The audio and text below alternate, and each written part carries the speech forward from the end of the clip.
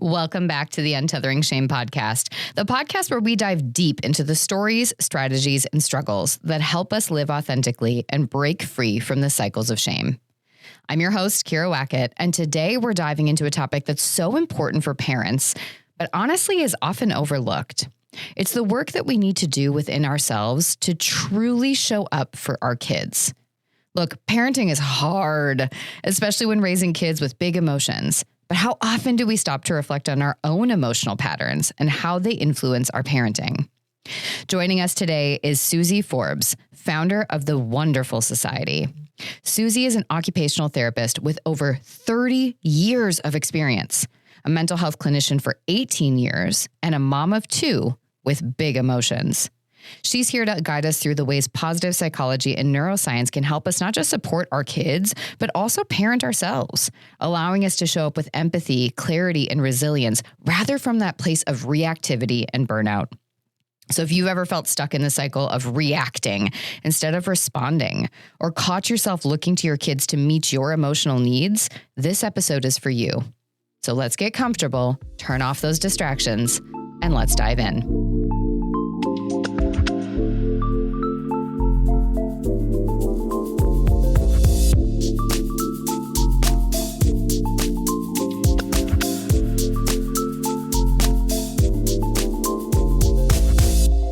Suzie, I feel like every time I start a podcast episode, I use the word excited, but that doesn't quite encapsulate the energy that I feel about today. I am invigorated, we'll go with just knowing the energy we had on a random phone call as I'm sitting in the parking lot of a discount tire, ready to go in and get some darn thing done with my car, and just feeling this connection to you. And so just the idea of coming on today, just welcome, and I'm so glad that you're here. Thanks so much for having me. I'm very, very excited to be on the Untethering Shame podcast and for our chat today, because I just think I'm very, very excited for it. Well, I like to start every episode doing basically just a one-word check-in. And so kind of feeling where we're at right now. And so I'm curious for you coming into this episode today, we're nearing the end of 2024. So kind of wherever your anchor point is, what's one word to describe how you're feeling right now? I'm pretty stoked. We're going, which is kind of an Australian word, I think. We're going into summer here, and the feel of Christmas and summer break and the school year's ending and all of that sort of stuff. It's pretty a really nice time. You can sort of feel the peace and the rerouting kind of on its way in. Yeah, it's so interesting. And I feel like oppositely, I know we were chatting a little bit offline of I'm in this place, I think, of surrender is not a feeling, but I think that's the state I'm sort of in, which is this idea of my daughter being, almost 3 weeks in with this cough, waking up every night, learning what I can and can't control. But I would say this next week being Christmas here, normally the end of the year brings up some anxiety for me. I get weather anxiety out here because we get ice. We've had some kind of bad winter storms in recent years. I'll feel kind of anxious about the things that need to be done. I'm feeling all this storyline of, did I do enough? Did I not do enough in my business? Like all that stuff normally pops up. And I think because I've been in this state of surrender about this one thing, I'm noticing that I'm sort of finding a sense of peace with all these other things. And so I'm feeling much more like things just aren't as important as sometimes you want to make them, because you're trying to make them important so you can control something or to give yourself a sense of purpose. The world isn't going to end. And it's a really nice thing to say that and to actually believe and embody that. So I don't know, peace, surrender, acceptance. I'm somewhere in that boat right now, I think. And that zoom out makes such a difference, doesn't it? But in the moments and I think this is such an interesting thing to even start our conversation today and thinking about this idea of parenting ourselves and a lot of our internal healing, because I feel like I was not prepared for the number of mirrors and invitations that were coming my way when I had my daughter.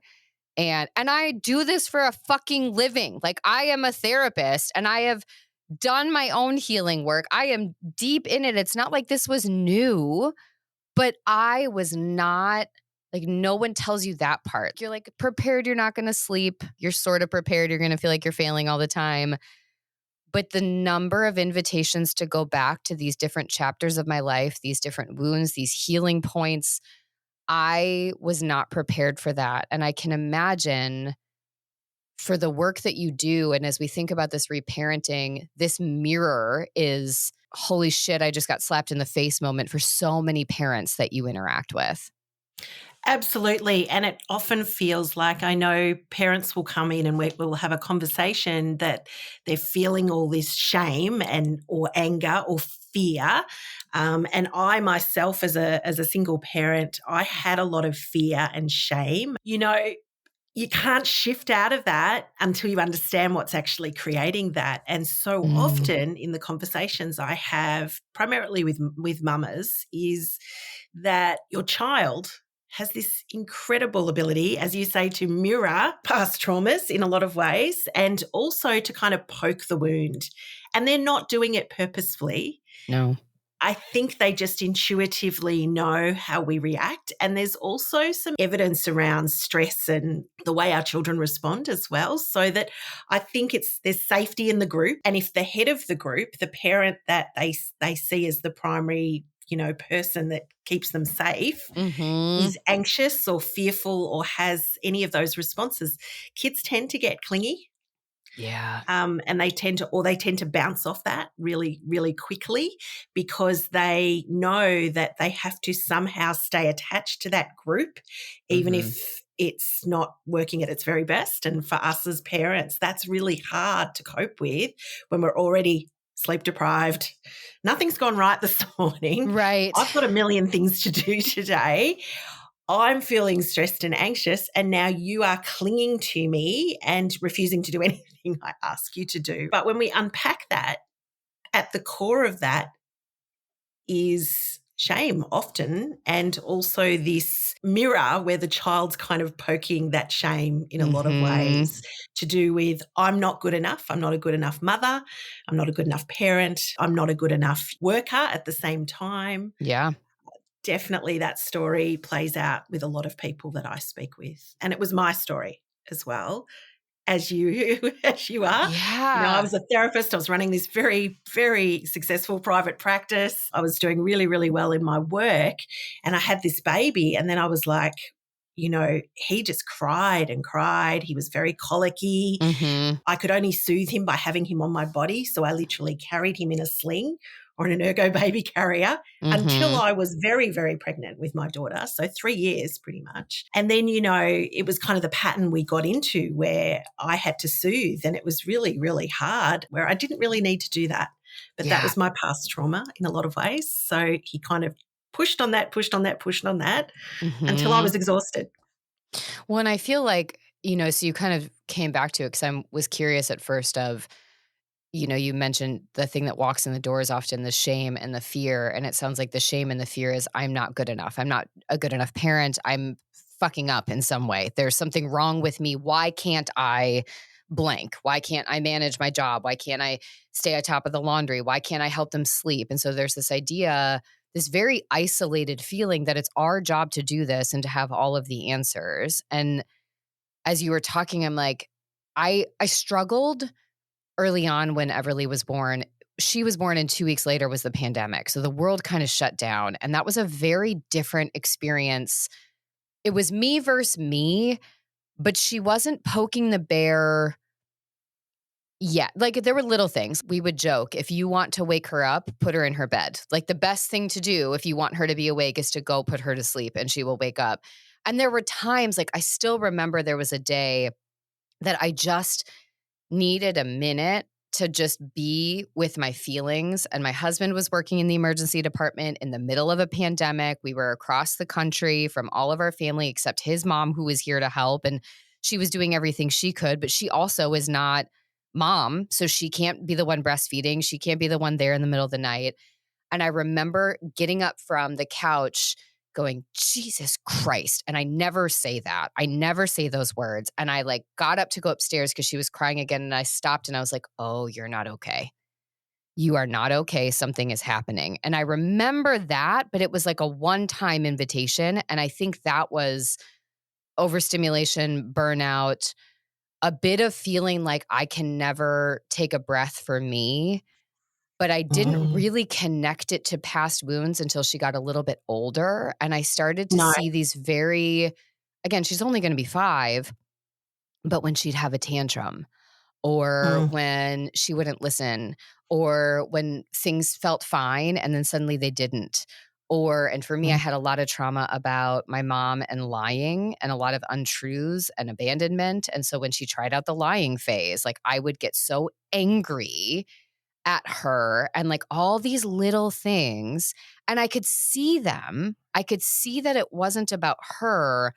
The really tricky part, and I don't know if this was shame on shame or if this was just the natural evolution, but sometimes I think because I could see it and I was still stuck in it, I was still reacting, I was still dysregulated, I was still a human being having an emotional experience.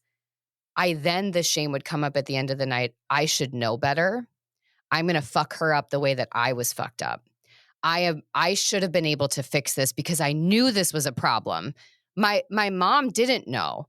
My mom, she should have gotten better over time or whatever things we think about our parents, but we give them a certain pass sometimes in the way where it's like, but I should have known better because I knew this was a problem and I've reacted anyways. And that Mm. was the mirror I wasn't planning on, where, I mean, it would be hours every night of, should I go wake her up, make sure she's okay? Does she know that I love her? Did I react too much? Did I react appropriately? Was this about me? Was this about her? Did I over prioritize making sure that everybody else felt okay when she had a tantrum versus making sure she was okay? Like all of that. That's a lot of overthinking. Yeah. I'm assuming, correct me if I'm wrong, I'm assuming most of that overthinking has almost nothing to do with Everly and most everything to do with my past trauma. 100%. Okay. 100%. And that's the thing. So, like, my experience with my son is I'd had this ongoing fear of being left alone, that abandonment idea as well, and that I wasn't good enough to go with the group. And, my parents did the best they could with the knowledge they had, I Right. feel. But I had a sister that was sick a lot, and I had a brother who was really naughty, and they only had 2 hands, right? So Right. I kind of got left to do my own thing because I had friends. I did okay at school. I was chitty chatty. I was, all the things. And so I was always left on my own. Mhm. And I was left on my own to take care of my brother and sister as well because I'm also the oldest. So really what they were trying to do was give me responsibility, but I always felt abandoned. Yeah. Unseen. And that was part of my I'm not good enough to be part of the group wound. And then I had this child who wouldn't let me go. And it was nothing to do with him. He was just a colicky baby. Yeah. But it was also in the context of I was living in Los Angeles. So I had none of my home familial close friends that I'd grown up with around Yeah. me. I had none. I didn't have my mum. I didn't have my sister. And I did have friends in LA that were really amazing because I'm an OT. So I had OT and speechy and psychology friends Yeah. and all that sort of stuff. But nobody had had babies. Yeah. So I was the first one to go. And so I actually vividly remember my son was probably about 6 weeks old. And I'd ended up with an emergency C-section. He was weeks early. He was like 4.5 weeks early. So it was really quite tricky, the whole delivery, and his health in the first couple of weeks was, he had the little Billy Reuben blanket on him. He was like my baby glowworm. And there was a lot of anxiety and I didn't have a lot of emotional support. And my ex-husband now, but my husband at the time, then went off on a business trip. When I was 3 days out of hospital from a cesarean section with a preemie baby, he went off on a business trip for 10 days. So I was actually alone. Anyway, I remember it was about 4 or 6 weeks after he was born, and one of my OT friends who worked at the hospital nearby popped round after work, and she just looked at me and she went, "Have you eaten?" Mm-hmm. And I was like, can't remember. Mm-hmm. And then she did some caring for me. She made me a little stir fry, and then she came back the next day with a lasagna and the next day with something else and just popped them all in my fridge in like these little single serve that she'd made. for me to take care of me. But I wasn't actually able to take care of myself because I didn't have the community support that sort of said, hey, Suze, you need to look after yourself, because I was so worried about this poor little baby that felt like he was being abandoned because he cried and cried unless he was on my body. So I didn't feel I could do anything but hold him. And every time I put him down and he'd cry, I'd feel guilty. And guilt is different to shame, right? So shame is not healthy. Guilt is like it's meant to enact action that's going to be positive. But really, I think that guilt was shame. Yeah. That guilt was my abandonment shame. Yeah. Because it was so strong and it was almost immediate. Well, and it's interesting because I could imagine this dual experience. And I think this is sometimes what happens for me as a parent too, which is, so you have your own fear of abandonment. And so your fear brain is thinking about that for you, and you have protective parts for you and you being abandoned, but now you have this for your child. And so you have sort of a dual experience of, you can't be the one to abandon him. You've charged yourself with this responsibility that you are the sole person responsible for making sure he doesn't feel the way that you felt. Well, you're also feeling abandoned in that same moment and probably resentful that you are now responsible for this being that's going to make it that you can't take care of yourself, which who knows if you would have known how to do it anyways, because you were raised to take care of everybody else from well before your son came into the picture. But then you don't even get to have, and I think this happened for me a lot too, I didn't get to have the experience where I could say out loud, I don't like this. Sometimes I don't want to be a parent. I love her and she's safe and there's no need for any concern. I'm going to keep showing up, but this is really fucking hard because this is hard. I have pain I didn't know was there, and I'm feeling this, and I'm feeling this sense of I just need a break, but I can't trust that I could give myself a break because I feel so responsible for this little human. And that intense responsibility is the thing that if I don't learn how to regulate it, is going to pass on some intergenerational trauma and wound, and we're going to have an enmeshed codependent relationship. So I see this, but I'm stuck in it. And everybody around you is like, but oh my gosh, it's amazing. Don't you just love doing all this? And it's like, no, I don't. And I'm alone and I don't know what I'm doing. I love her, but this is hard. And so that had to be challenging for you to know and to hold that both were happening simultaneously, your abandonment and your projection of his abandonment. And how do you deal with both in that moment and figure out how to move forward? Yeah, and it did take me a while. And the system I ended up coming up with was because I worked with a beautiful counselor coach when I got back here to Australia, because I was like, I need somebody else to help me unpack this because I was overanalyzing it.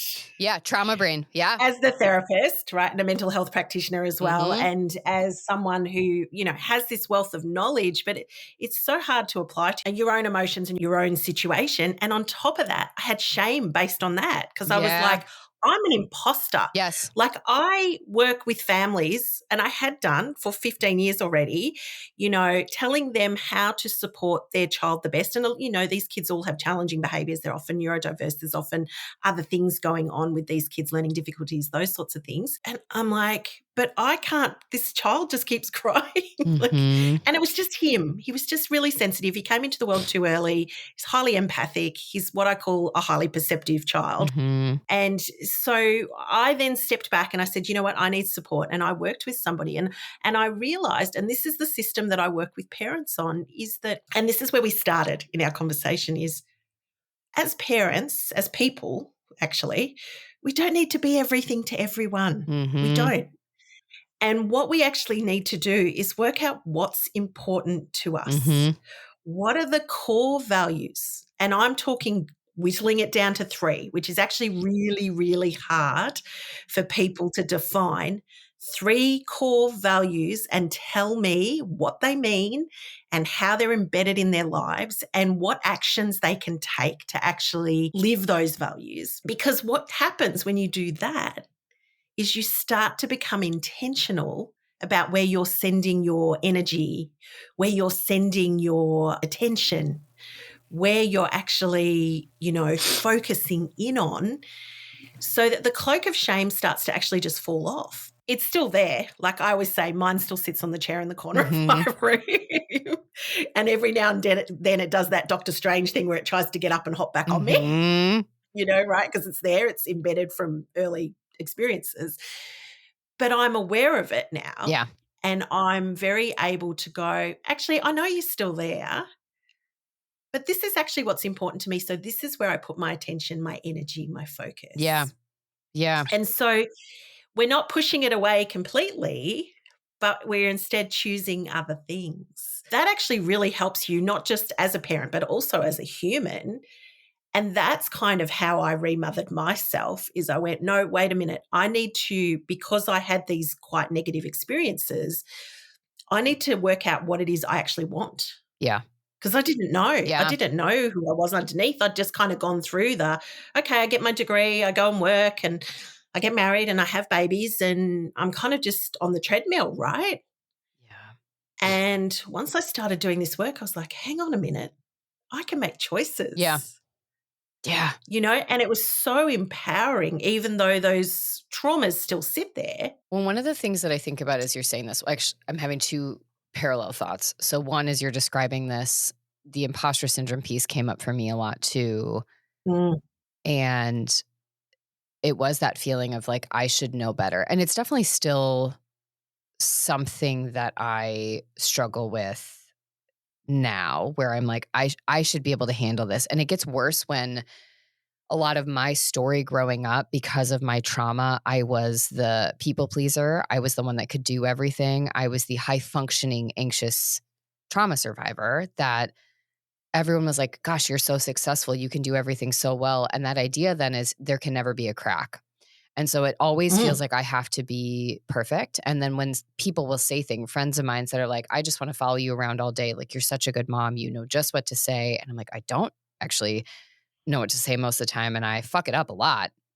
I think the strength I've now been able to see in it is I'm just willing to try and screw it up. And I'm willing to kind of sit in the distress of it. But that idea that other people are seeing me a certain way would make it even worse. So the imposter syndrome got even deeper and deeper and deeper. And I had to realize that the human experience is inevitable. Like, no matter how many degrees I have, I'm still a human, which means I have an emotional self. That emotional self is not what got the master's degree.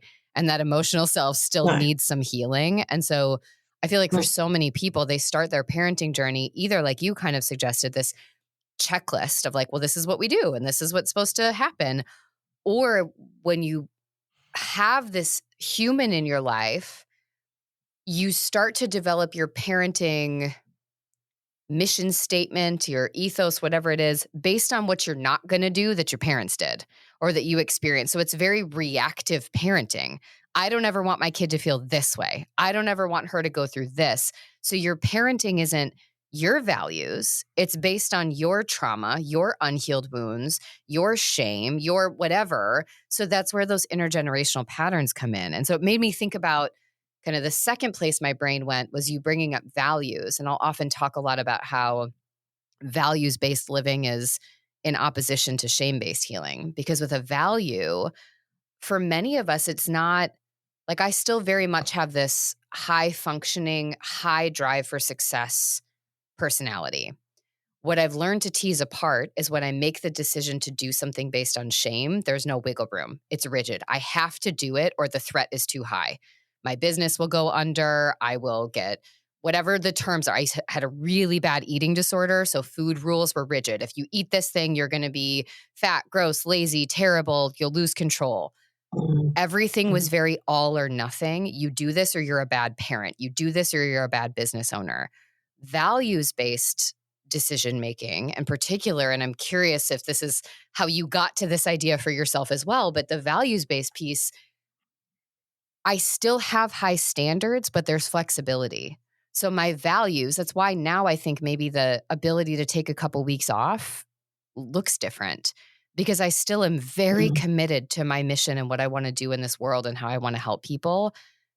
But it's not an all or nothing. And I can see that. And with parenting, I feel like that's the thing that people forget is if we're really honest with what we needed, I never needed my mom to be perfect. I didn't even need there to be no trauma. That would have been ideal.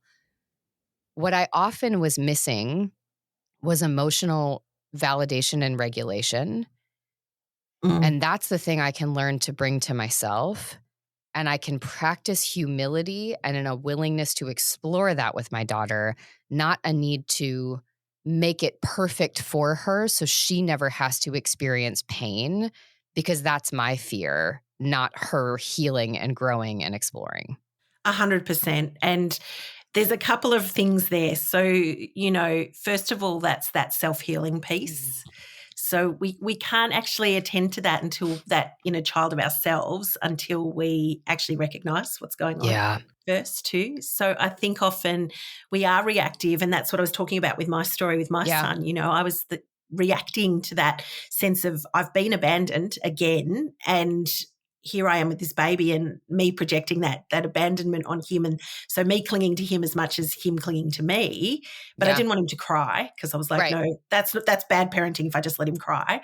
So I'm going to pick him up and I'm going to hold him, and I wanted to attachment parenting. I was actually intentional in that, the attachment parenting piece. Mm-hmm. But the reaction to the crying was very much reaction based on trauma wounds that I didn't really realize I needed to deal with at that point in time. The other part of that is, and this is what I find with a lot of parents that I talk to, and it certainly was true of me as well, is that so often we're actually in the trenches, right? So often we're just doing, and we're like doing, because there's food to be made, there's, school bags to be packed or kindy bags to be packed. I've got to get to work as well, and I've got to deal with all of this. And, there's also those emotional needs of your child that you've got to meet, and Yes. And, I've also got the dogs, and, there's lots of things to take care of. And so we're in the trenches often, and we're trying to make decisions on the fly. And so often, again, we're reactive. And the problem with being reactive is that it narrows the scope of our parenting. It narrows the scope of our responses. And as you said, you feel it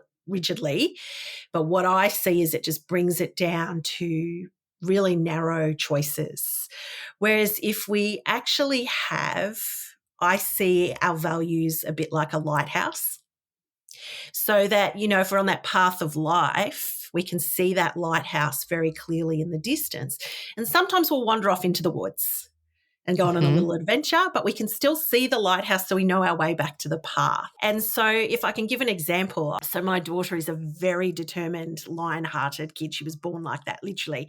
So he was 4.5 weeks early. She was 5 days late. She came out and she lifted her head and she's like, "Where's that milk, mama?" She just knew what she wanted, and she's still that kid. That's her temperament, is she knows where she wants to go, and she's very goal-oriented, and she works towards it. I actually have to slow her down a lot of the time and go, it's going to be okay. We don't have to be perfect. We're just going to slow it down a little bit. But she used to do this thing, and she is 3 years younger than my son, right? So really from very early, it was the three of us. My ex-husband didn't leave until I think they were like 4 and 7, but it was really the three of us as a unit a lot of the time. She was littler than him. He demands he takes a lot of air just because of the kid he is. And so she worked out very, very early on that the time she could get my one-on-one attention was at bedtime or in the middle of the night. She would often go, "I need a feed at 1 o'clock," and then get into party mode for a couple of hours. And we were talking about that sleep deprivation. I was like, dude, can we not do this now? But I realized she actually needed one-on-one time during the day, right? But she used to do this thing where she'd give me grievances for the day. So even when she was 2, 3 and just had little talk, she could tell me, so-and-so hit so-and-so, or so-and-so knocked my blocks over, or this happened, it was a list of grievances of the day, basically. And at the time I was like, you have got to be fucking kidding me. Just go to sleep. Yes. Because sometimes these lists got really, and as she got older and she got more language, these lists got really, really long, and they were really trivial. Yeah, it's an hour-long therapy session. Yeah. Trivial, tiny little things, right? And it's like 8 o'clock at night, and I'm like, and because I ran my private practice, when I had little kids, what I would do is I would send them to childcare or kindergarten, which is preschool here, and school. I would see families or children during that time. Then I would pick them up at 3:30 or whatever, run around, do all the family things, feed them, bath, all that bedtime routine, pop them into bed, and then I'd do all my paperwork from sort of 8 till midnight. And then I'm up at 5 the next morning going again, right? This is how I ran for a really long time because I just didn't know how else to do it. And so I was exhausted and I'm just go the fuck to sleep, right? But the more I tried to shut it down, then she would get dysregulated. And then she'd get angry at me. And then it would be like, you don't listen. And it would be this whole then sort of this combative thing that was then happening. So then not only did I need to listen to the list of grievances, I had to co-regulate her and get her back regulated enough that she could actually then tell me the list because she still wouldn't let go of it to then – so it would take double the amount of time. So I stopped fighting with it because I was like, dude, you got to stop fighting with this. I then sat with myself because it was me, parenting with me, and I kind of went, hang on a minute, let's come back to my values. So one of the values that I had on the top of my list was connection. When I thought about that value on its own, I thought she is wanting to offload her worries of the day on me. If I really want to be a connected parent, I need to just stop and listen. She actually doesn't want me to solve them. So it's not another thing I have to add to my very long list. Yes. She just wants me to be there and listen to her and see her and feel her and take that from her so she can let go of it and go to sleep. She can't go to sleep until she's offloaded it. But I had to stand back and be mindful of this is my value. This is the solution I'm going to come up with. And I've got to tell you, it worked brilliantly. And now, you know, she's 17 now and it's still 9 o'clock at night, Mama. And then I'll get the little, not every day, it's just now it's often bigger things, right? Yeah. But if we want them to turn towards us when they're teenagers and actually tell us what's going on with themselves and their friends, that's the practice that we want to get into place.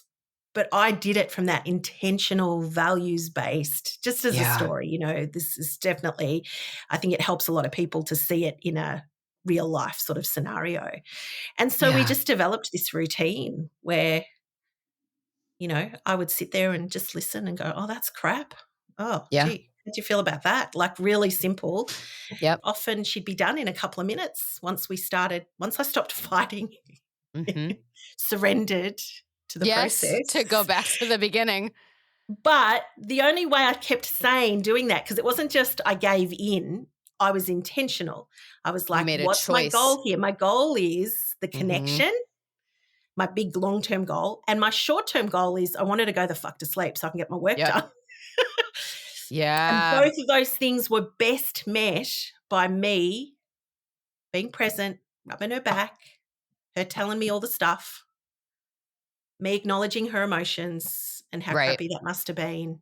And that was it. I didn't have to solve problems. Right before I had my daughter, I gave a talk and I remember this woman was very mad at me and she was very vocal about how much she didn't like me because I made a comment of a lot of the work that I'll do with people, particularly when we're thinking about shame, is how do we look at our budget of how we spend our time, our money, and our energy as a reflection of the stories and the beliefs that are guiding us. And if we're talking about making these changes, it's not just a behavior change. We have to do these deeper reframes. And I had mentioned in there about kids being inconvenient. And this woman was so upset at me. Having an almost 5-year-old, I stand by what I said. Kids are incredibly inconvenient. I love my daughter, and I am not saying don't have children. I'm saying I don't think we're doing ourselves or the world a service by pretending that you can have a kid and things don't have to change. And I think for many of us, when we have kids, it's really fucking inconvenient that she's up every night coughing. It's really fucking inconvenient that I have to pick her up at school when there's a hand, foot, and mouth outbreak when I had shit to do. Like, that is not convenient. Do I love her? Yes. I'm not saying I don't want to be her parent. But I think what happens for so many of us is our schedules become so rigid. So what you're describing, that's where I was at for up until about 6 months ago, where my work time is when she was at school. My husband works in the emergency department. He is very irregularly around to do childcare. And when he is around, I want to spend time as a family. Like, obviously they have their time that it's super important that it's just the two of them, but it's not a consistent, he's doing childcare. So I get this small pocket of time to do things like work out, order the groceries, get all of my work done, do all of these things. And if I lose hours in that, I was feeling really stressed. So I started doing Mm. that. The end of the night, she'd go to bed. Okay, it's 8:00. It's now 8:04, and you should have been asleep by now. And you are coming out and you're talking to me one more time. That's 4 minutes that I don't have to get something done. And now it's 8:11 and you're still out here. Get the fuck to sleep. And I'm getting angry because it felt like an inconvenience. So I feel like what you're bringing up with the value is having to come back to, you have to radically accept the inconvenience of parenting and the inconvenience of emotions. We wouldn't be healthy, but it would be much easier to stick to our shame-driven success. I've got to climb the ladder at all costs and constantly be doing and producing to prove my worth ladders if we didn't have anybody around us. Connection is inconvenient, and it is the most vital thing to our survival. So what you did is you went, oh, this is actually important to me. And in your case, you had things you had to do. In my case, I have things that I feel like I should do. So that brought up a different layer of reflection of, again, you have to be okay saying this is more important than doing more to prove your worth. And so Mm. what I like that you brought up, and this is what I've learned, is then it was a choice. So I had to make the choice, which gave me a sense of agency and control of, Yep. I am excited to be this kind of person. Whether that's a parent, a business owner, whatever, I am not excited to be the type of parent or business owner that's half-assing my way through because I have too many things on my to-do list. I am imagining, as we're saying this and we're giving our examples, that there are people like, yes, yes, yes, okay, I see it. I need to set my schedule different. I also am assuming that when people start a conversation with you, or a lot of the people listening right now, for most of us, when you talked about reactivity, I have to fix it. I can't be in the process. I can't do this. How am I supposed to cut things off my plate? I have more I have to do. And then the third layer will come up, which is, now that I'm learning, I'm going to punish my past self for not knowing this sooner. And now I'm going to feel shame for not Mm. being a better parent before that time. Mhm. And so I'm curious if you can speak to those sort of layers for people as they get started. So then we can walk them into what it looks like to even get to that values place. Yeah, because it takes a lot of time to get to that point because, as I said before, you first got to have that self-awareness of, I am being reactive versus proactive versus intentional. And what does that reactivity look like? So for me, that cloak of shame, the cloak, the imposter syndrome, the trauma, cloak that'll sit there on the corner, the corner chair, if you like. I keep trying to shove it under somewhere so I don't have to look at it, but it's still there. But you need to actually be able to address those emotions that are holding you down in a lot of ways so that you know what you're actually managing, so that you can actually recognize what those triggers are as well when they're coming up. And so we have to do a lot of that work as we try to work through what the actual core values are that sit there. And it takes a lot of layers, as you're saying, to work through, because it's not as simple as people would say, oh yeah, I know what my values are. This is what commonly happens. And you say, okay, give me your top 3. And there's crickets. Like, there's people are sort of like, yeah, okay, well, I value education. And you're like, okay, so actually the value there is seeking of knowledge, and that's amazing, absolutely amazing. How does that play out in your life? And then they realize on the treadmill of life, it really hasn't played out as much. I mean, maybe they got their degree, their basic degree, or maybe they got a master's degree, or maybe they're supporting their children in their learning in certain ways, but it doesn't really play out in their every single day life as well. And how does that work when you're triggered as well? Yeah. And really, how does that help you? When I first started doing this, I started thinking, I used to run just intentional parenting workshops where we just unpack these values, but we could never get to it in those 6-hour workshops. I find I actually have to work with a lot of families over 3 to 6 months to really unpack this, to get it to the juicy stage where they can actually use it in a really great, functional, positive way for them. Not a should, Yes. this feels good, this aligns with me sort of way. And that's actually the work. That's actually the part that allows the parents, and it allowed me to really let go of I don't have to do everything. If I'm kind of Mm-hmm. heading towards and I'm instilling these particular values, I'm in alignment with myself, and I'm Mm-hmm. also teaching my kids the things I want them to know. And very early on, my 3 values that I actually identified in the coaching that I had, the counseling that I had, were very soft ones. They were about kindness and connection. And then I think I also had compassion in there. And I realized it was all too soft. I realized I needed to have an edge to it as well. And I had this experience where because I was often in overwhelm myself as a parent, a single parent running business, it was just a lot, right? And I think I would go back and I would say to myself, you were doing a lot. That's why you felt overwhelmed and stressed all the time and couldn't stop the overthinking, was because you were doing way too much. But at the time, all I could think was, I'm not enough because I can't get all this done. Right. And Mm-hmm. I remember actually one day feeling really, really overwhelmed, and I scooped my kids up and added salt and water. This is what I do. I go to the beach, and it gave me a bit of time to breathe. And that's the actual problem, right? As I said, in the trenches, just do. We need to actually step back and breathe a little bit. And what actually happened was I looked up and I was like, oh, look at the sun hitting the ocean. Oh, look, they've dug this massive hole around a sandcastle. She's collecting water now and they're pouring to get. And I was just like, oh, look at these Mm-hmm. wondrous children. Look at this wondrous environment.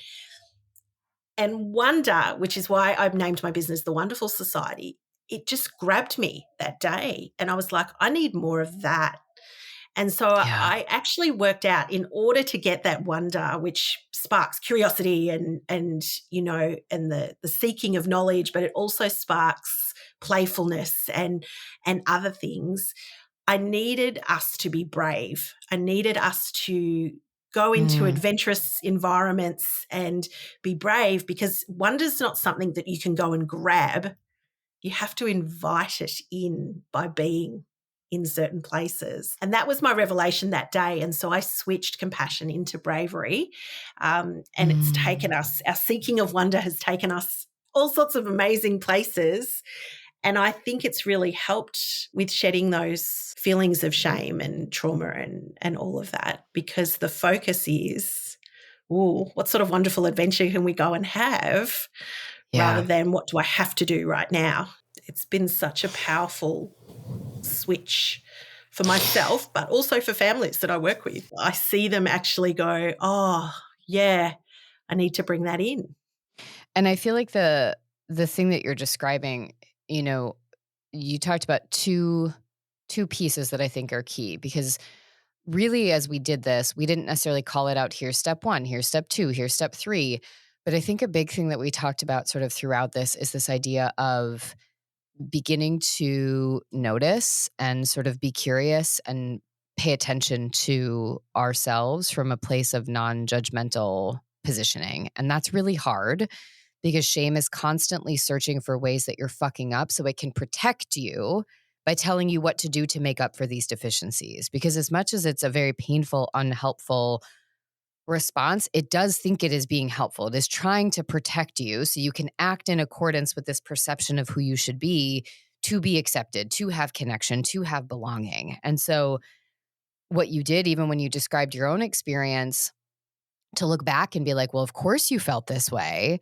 It's this validation too that our feelings are real. And I think this has been a big thing that I've had to do myself. So first it's that, okay, I'm noticing these things, I don't like it.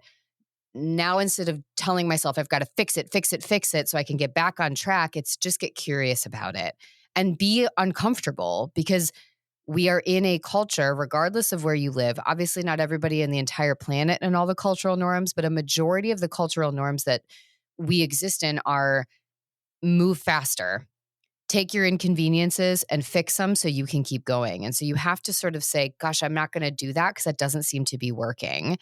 And so then as you go through that, it's then asking yourself, okay, now how do I validate my experiences? Of course you felt abandoned because your parents weren't there. It doesn't mean we're saying your parents are villains. It's saying it makes sense that the story you had is that people weren't going to show up for you.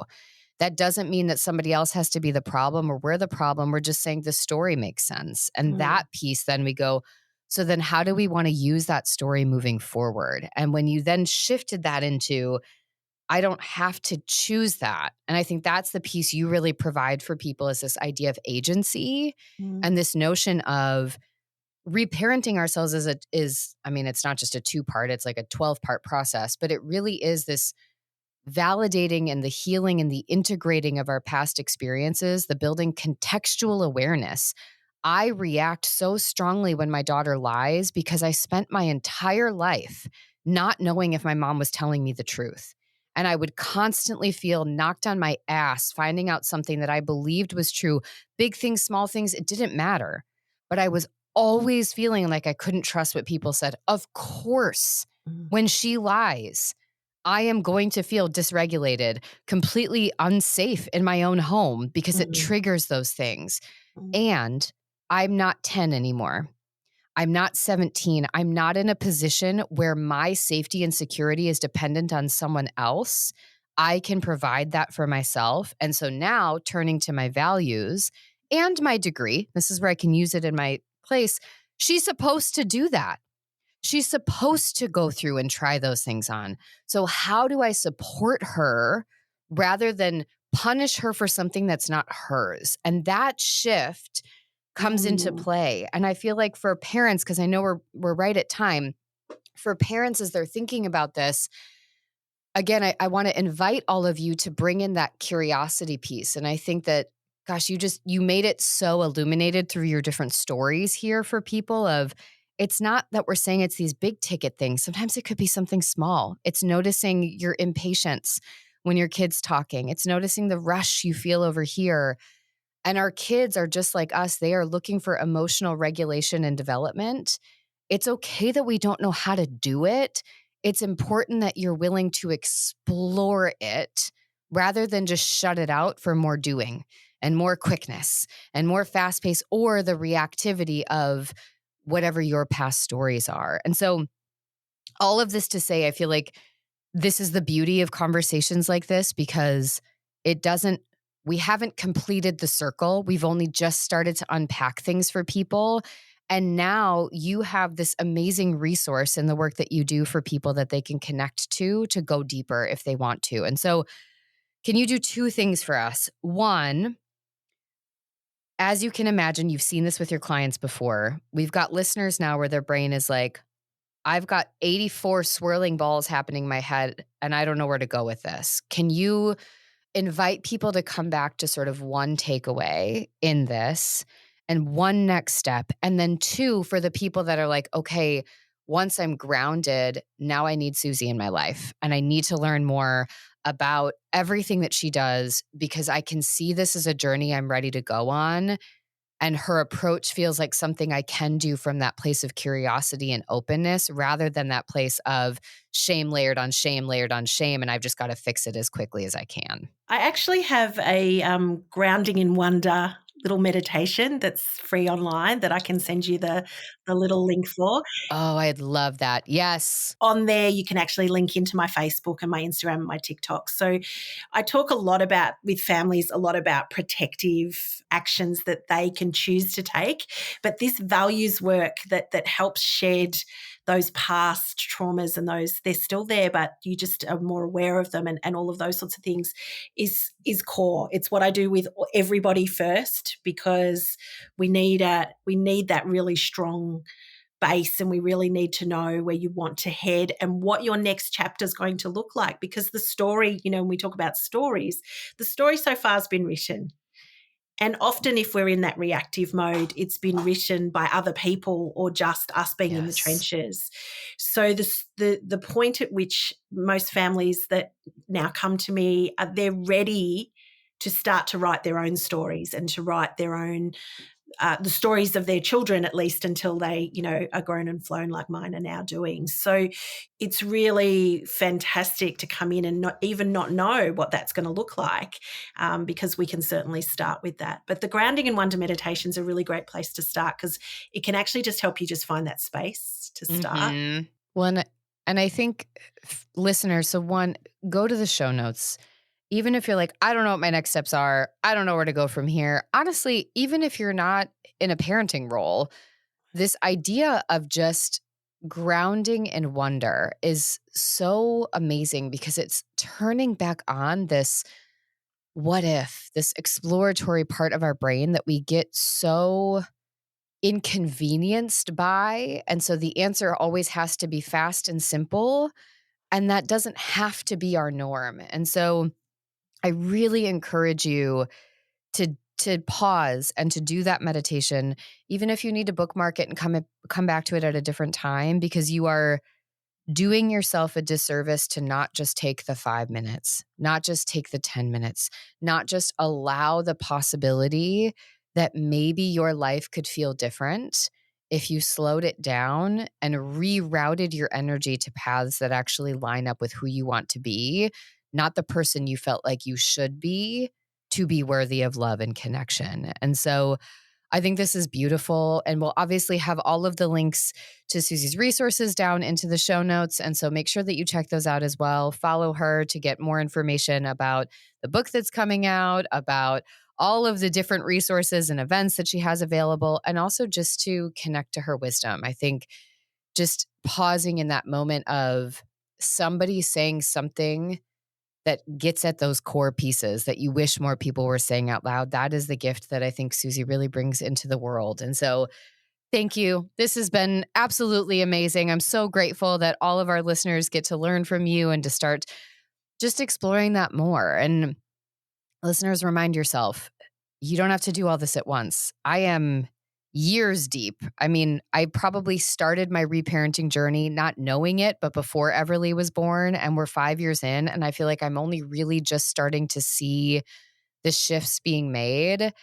And that is with daily intentional work and many, many hours of feeling like I'm the shittiest parent on the planet and having to trust that that can coexist with the idea that maybe I'm actually not, and that those thoughts are protective and reactive to my old stories, and just making space for all of that. And it does get easier. It also does require you to humble yourself enough to say, I don't have to be moving all the time. My worth and value might actually not be dependent on how much I do, and I might allow for that. Maybe in this moment, it's something different. Yeah. And I call that productive rest. And it's a large part of the work I do with parents because, again, being intentional about the rest. So we play hard, we work hard, we rest hard is really important as part of all of that. And the thing about the grounding in wonder meditation, it is a 5-minute practice. So if you are looking for fast to just bring it down a step, doing that once a day. And once you get the hang of it, you'll do it by yourself. You won't need my voice. Do it for a couple of weeks with my voice, and then you'll be able to do it yourself wherever you are. Cup of tea in the backyard while the kids are playing. In your mind, just do that 5 minutes wherever you are. I love that. I love that. All right, listeners. Well, you have everything you need. Make sure you go to the show notes. As always, bookmark this episode, come back to it as many times as you need to, share it with somebody that you think could benefit from hearing it. If you want to stay in the know on all of the content coming out on Untethering Shame, make sure you hit that subscribe button, and we will see you back here next Sunday.